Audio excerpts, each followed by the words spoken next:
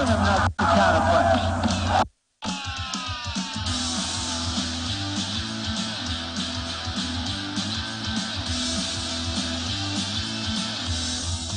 Telling him not to counterpunch.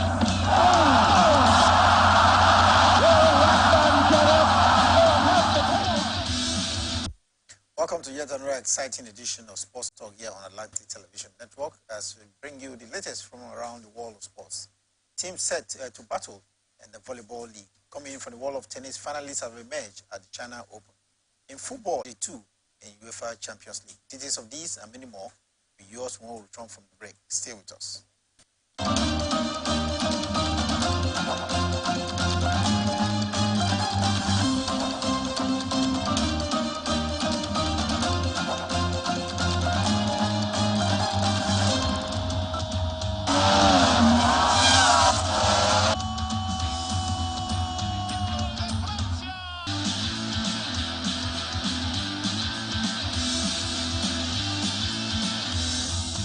Telling him not to counterpunch.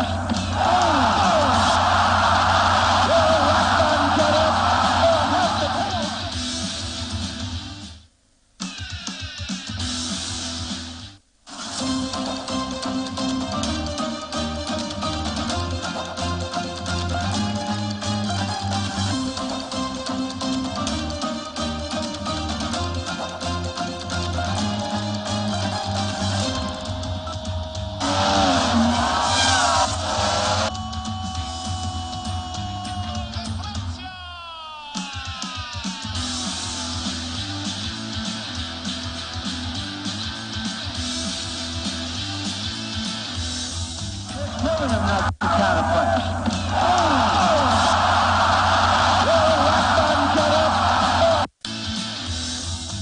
Telling him not to counterpunch. Welcome back. Sports Talk here on Atlantic Television Network, and I have with me award-winning Sarah David. Nice to have you, Sarah.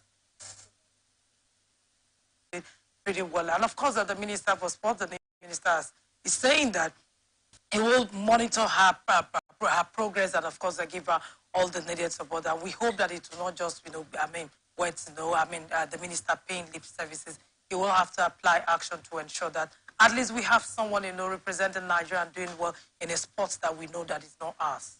2 years ago, she won just one gold medal, and 2 years after, she is now a proud winner of 4 gold medals, and just not the number of gold medals she's won, but the fact that she's the overall best gymnast from in Nigeria right now at the age of 13 is quite cheering, because this is the age at which she needs a lot of conditioning, and we just hope that the sports minister will not just receive her, but ensure that she goes through several, training courses to ensuring that she can belong.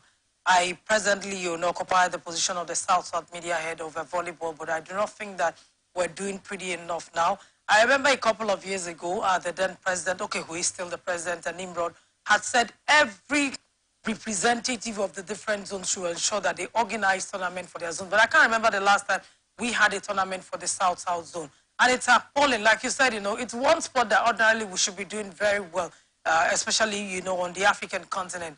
But we struggle, even though, we try, manage to get results here and there. Remember the last time we were in Cameroon, we got, results here and there. But I think we're not doing enough. But we have to give credit to the president of the Federation.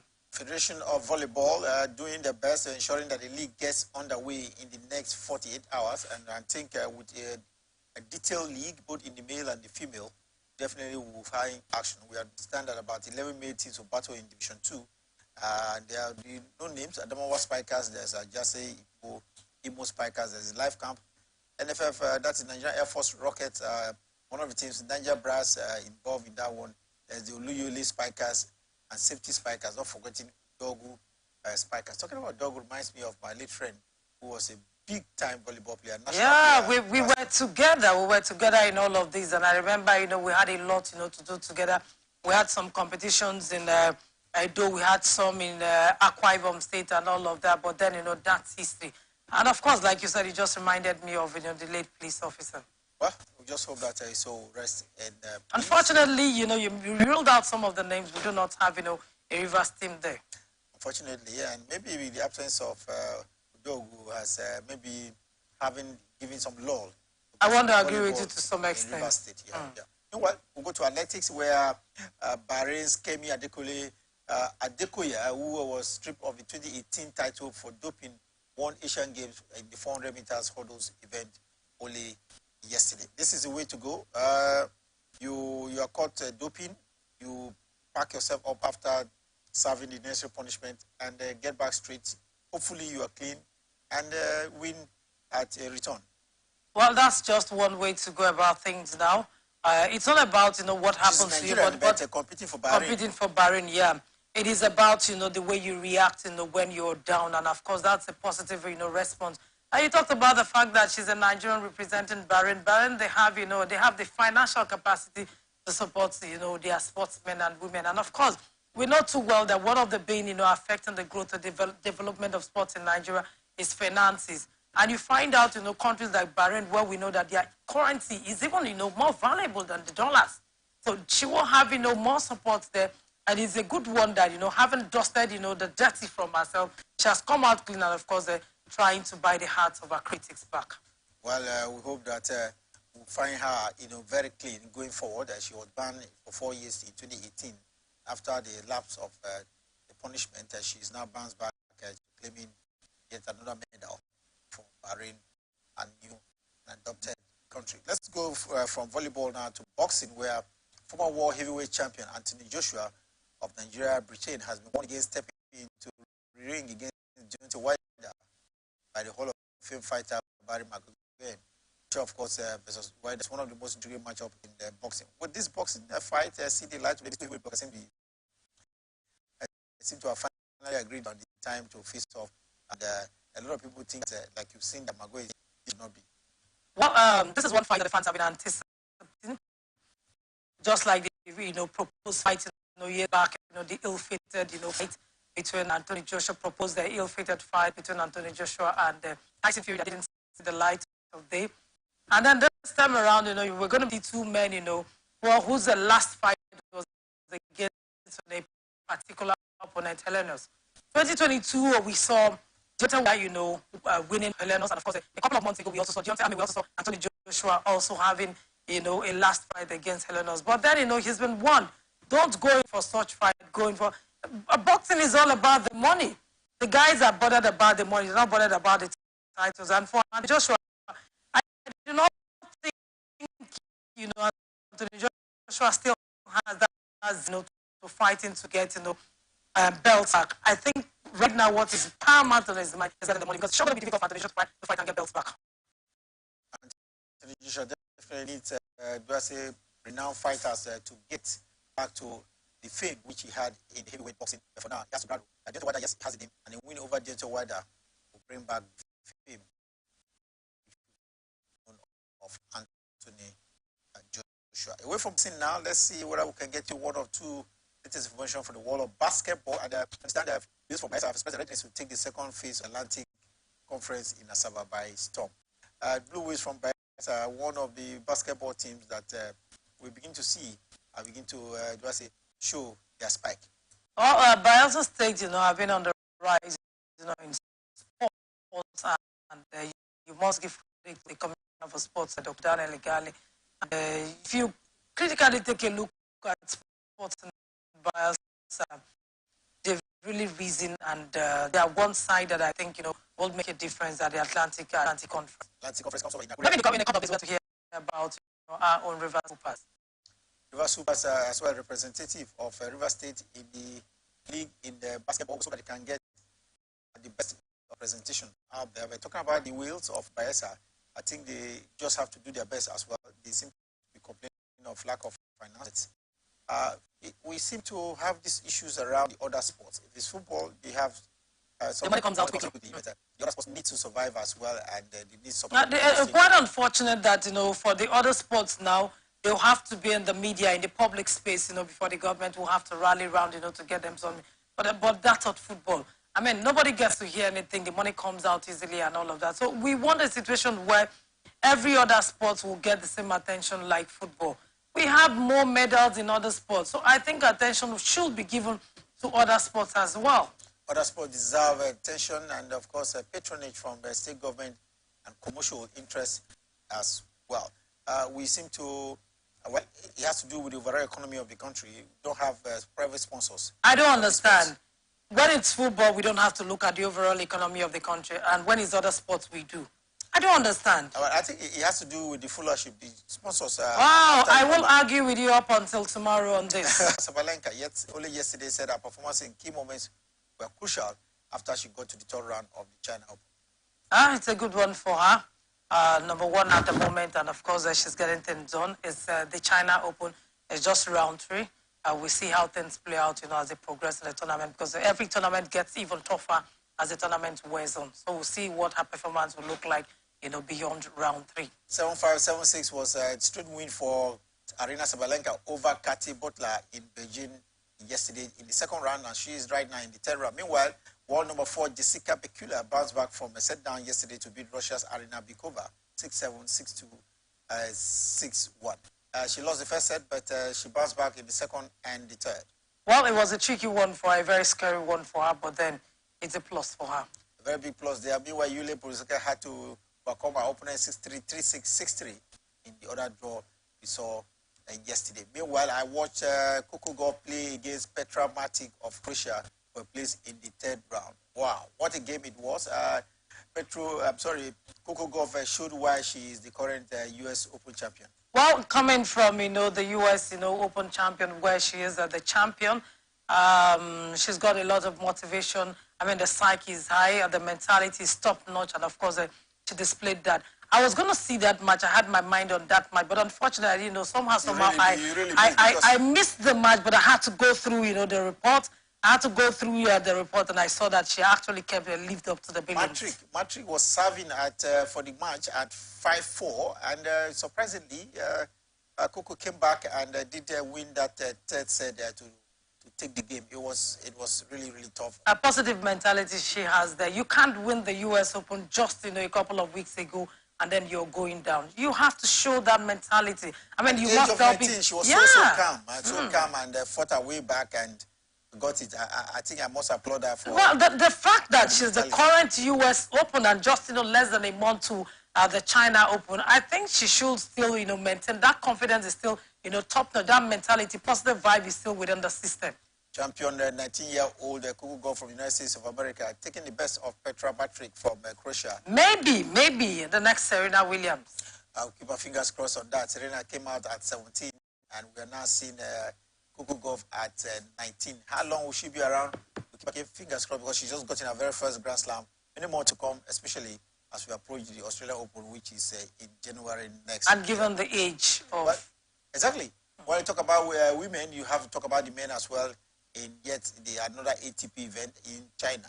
Top seed Carlos Alcaraz was knocked out of the China Open in straight sets by no other person than Yannick Sinner from Italy.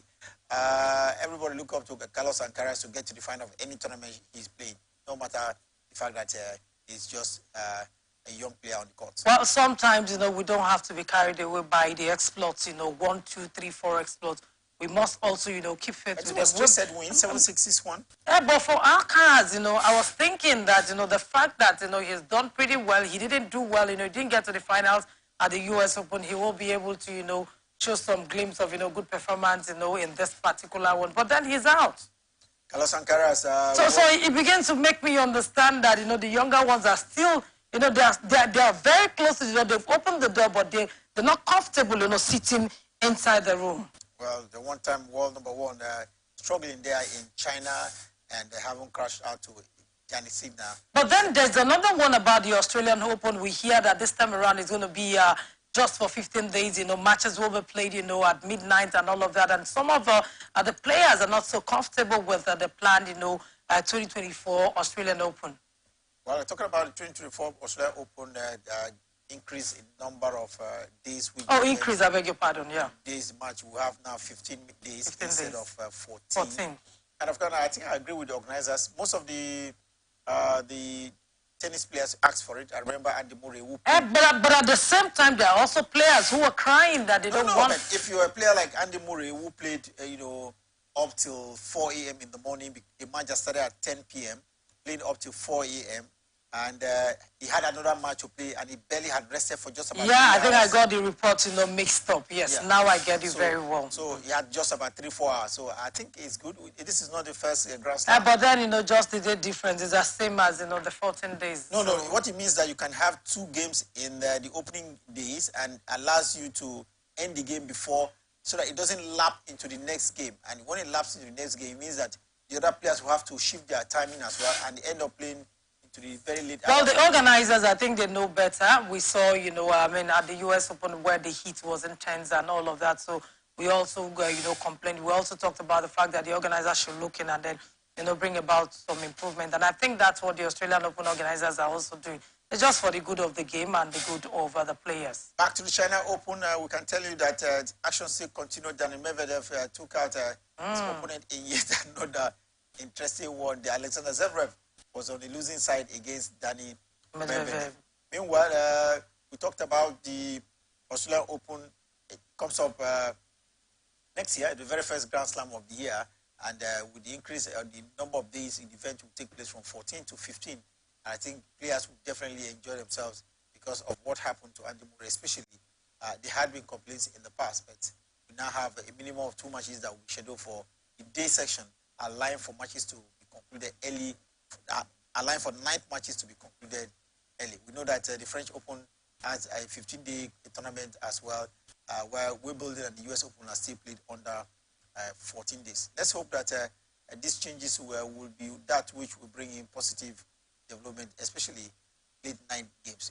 It doesn't look well. You leave your home at 8 o'clock and you stay watching games till. In fact, last time we saw a whole lot of fans, will miss, yes, some of the matches. Well, time for us to take a break. When we return from the break, we'll go to the ever-busy world of football, where English teams in the UEFA Champions League suffered defeat last night. When we return from the break, we'll let you know and see how preparations are on for match day 2 for the Nigerian Premier Football League.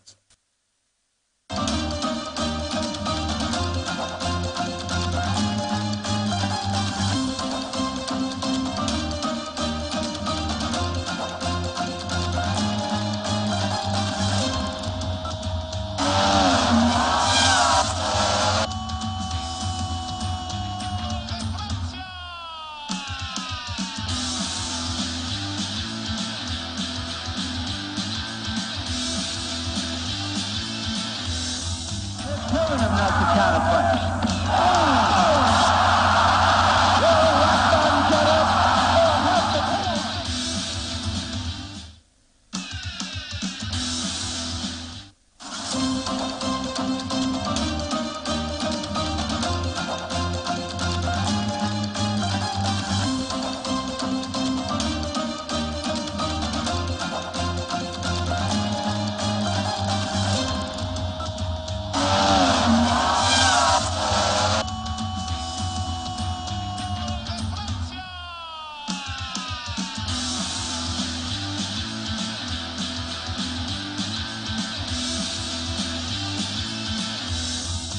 Telling him not to counterpunch.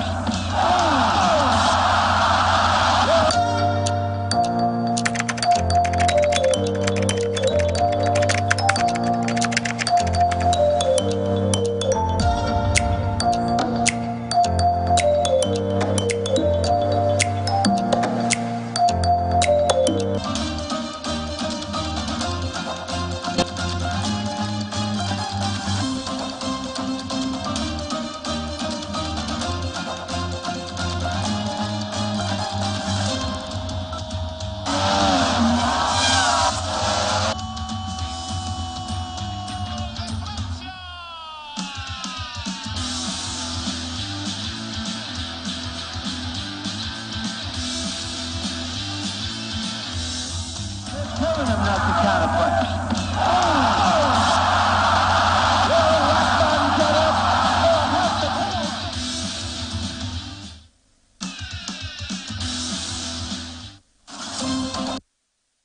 Sports Talk here on Atlantic Television Network, and that's where in sports this hour we know that in football, the Nigerian Premier League is preparing for the match day 2 this weekend, and while the players are getting ready for action the weekend, the board itself are ensuring that players who take part in the league do not abuse themselves using drugs.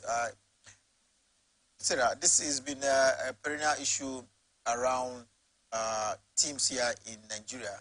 We know that there are supposed to be some kind of random test, but we don't get to see this test every time the season comes to an end. They submit a medical report. I do not understand when you say we don't get to see this test, every time. I don't think I've ever heard there has been a test, and I think it's a good one. Maybe they've been having this test and I didn't get to know. I stand to be corrected. I have never heard it, and I'm sure our players have been taking some small, substances to boost themselves. And I think right now is a good one. The Nigerian Football Federation has come out saying that, okay, the medical departments of the different, clubs should begin to sensitize their players. Everyone that knows that they take something at the beginning of, the league, or probably, during the league and after the league, they should just, kindly just abstain themselves before putting their clubs into problem. But I think it's a good one that this time around we want to sensitize our teams, and we want to ensure that we don't have, this issue of, players trying to boost their performance with, drugs and all of that. We've had issues of players boosting their performances. Some of the players too unknowingly take substances, maybe from meals. And that's the more reason why there's need for that sensitization. We just saw a couple of weeks ago where, a professional footballer in Europe, Paul Pogba, was caught, with, was tested positive to performance-enhancing drugs and all of that. So we do not want a situation where our own players, will also do that. So there is that need for sensitization. There is that need for campaign. There is that need, for players to be taught, because truth be told, it's bitter, but it has to be told. Most of our players are not well informed, so they need to be well educated and, informed about the negatives of drug performance-enhancing drugs. There have been reports of where even some of the top leagues, top clubs in the Premier League in Nigeria do not have a functional medical department. Don't you think this could be a major reason why the players themselves are ignorant of what they should take and what they should not take? And sometimes... Well, unfortunately for us as Nigerians, even the anti-doping department at the federation, at the top level, has been moribund. So if the head if the head cannot get things right, how will the body get it right? They say when a fish wants to go, but it starts from the head. So it is when the head, does the right thing, it now transcends, to the other part of the body, and that's what we're seeing. But then, sometimes, we can start with this sensitization, of players, because truth has to be told, when a man is not well informed, when he's not well educated, there are certain things he does out of ignorance, and, we have to start, teaching them those things. And these are some of the negative things we do not want to see in sports. Medicals is very key in sports, and yes, this is in Nigeria. Like I mentioned, the Nigerian Football Federation department responsible for this is the Nia Kumatos.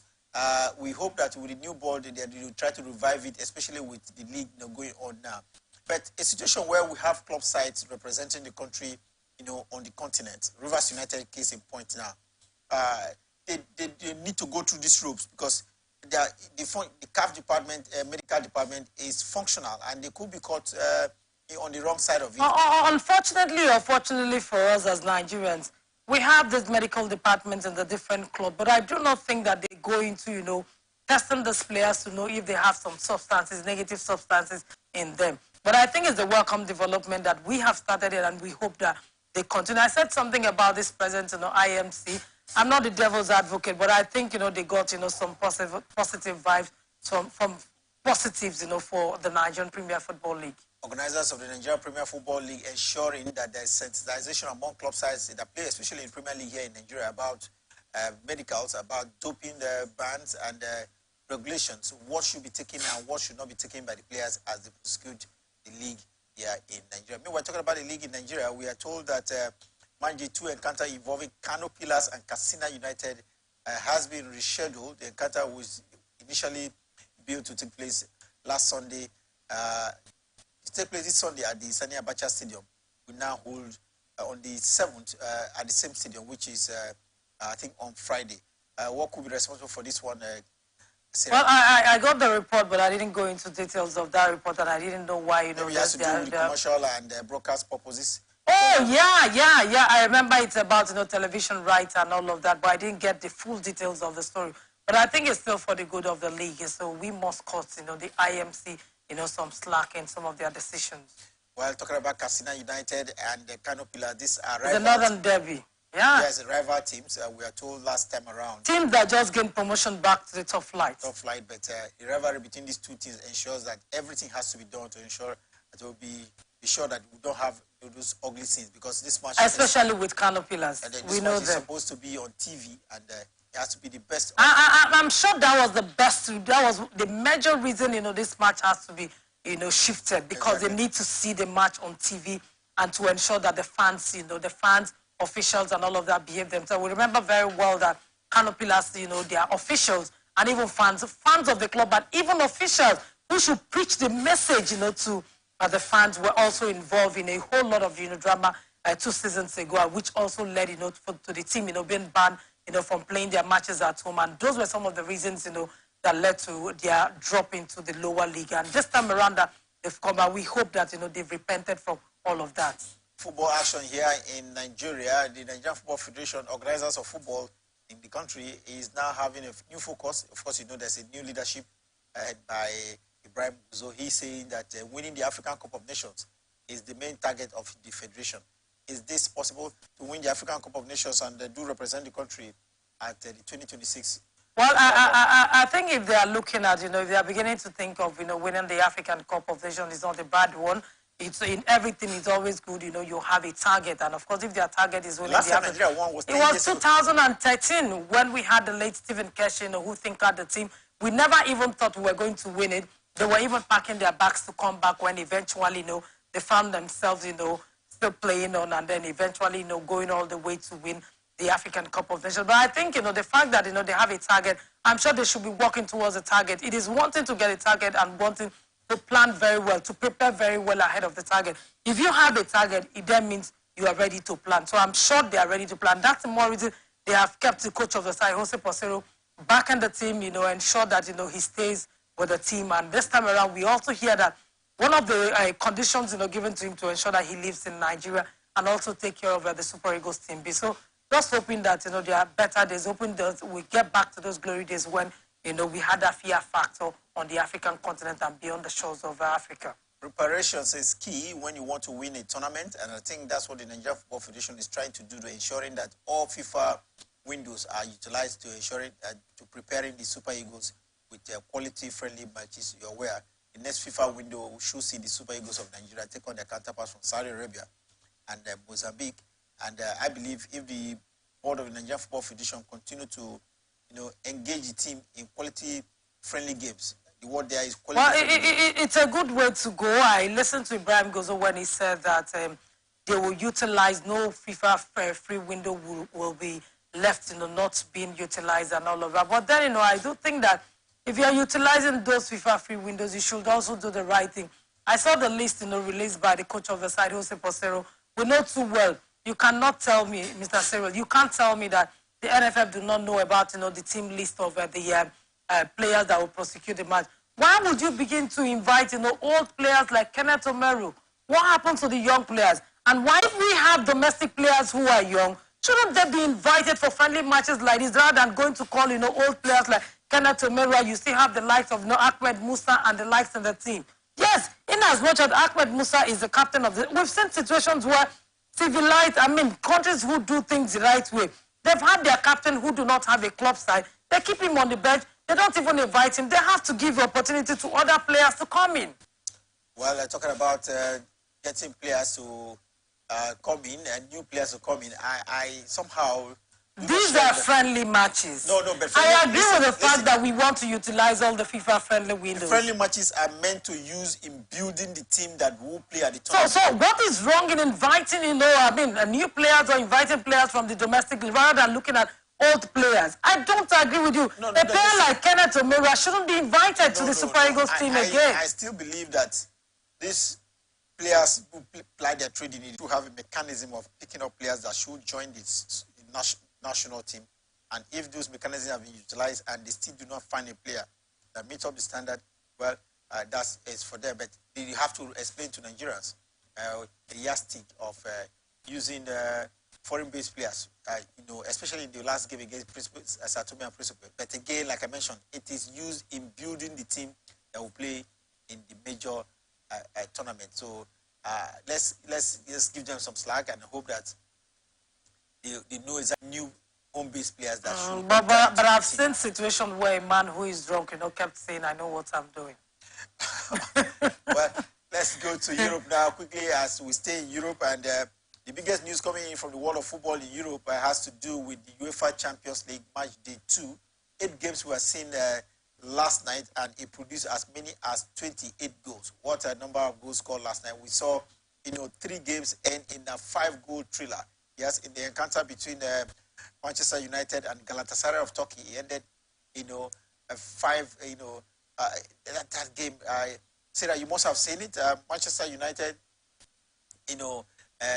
scored 2 goals, but their counterparts from Turkey, Galatasaray, scored 3. And this is the very first time in 10 years that Galatasaray will be winning an away match in the UEFA Champions League. They were in Cloud 9. The fans refused to leave the stadium. They were in electric form, jumping at Old Trafford. That was a historical win for Galatasaray. But I didn't see this one coming. I mean, the Reds, from the EPL, they started on a good run. They had, I think they drew the first blood in that encounter. And I felt, it was going to be, they were going to get answers on the night. But unfortunately for them, you begin to wonder where the problems coming from Manchester United, and the problems, continue for them. I remember very well when Erik ten Hag was about taking this job.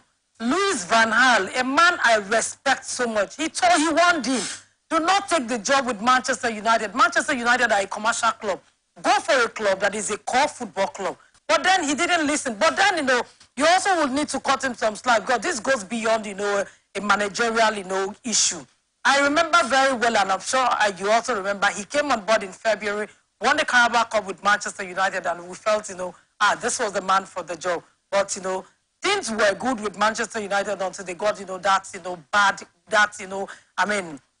historic bashing from Liverpool, last season. And, after that last season, they continued, off and on, blowing cold and hot, and it continued. And I felt, yesterday they were going to get the result against Galatasaray, but unfortunately for them, they couldn't get the result. I think this is beyond the issues at Manchester United, is beyond, managerial, problems. But I also read a report, a couple of days ago where we heard that Sancho might just, be returning back to the German Bundesliga. We heard the likes of Dortmund are also eyeing him.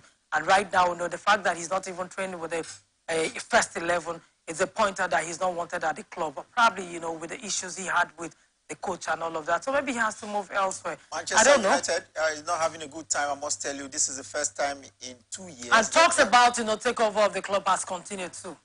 Well, they're having a very torrid time.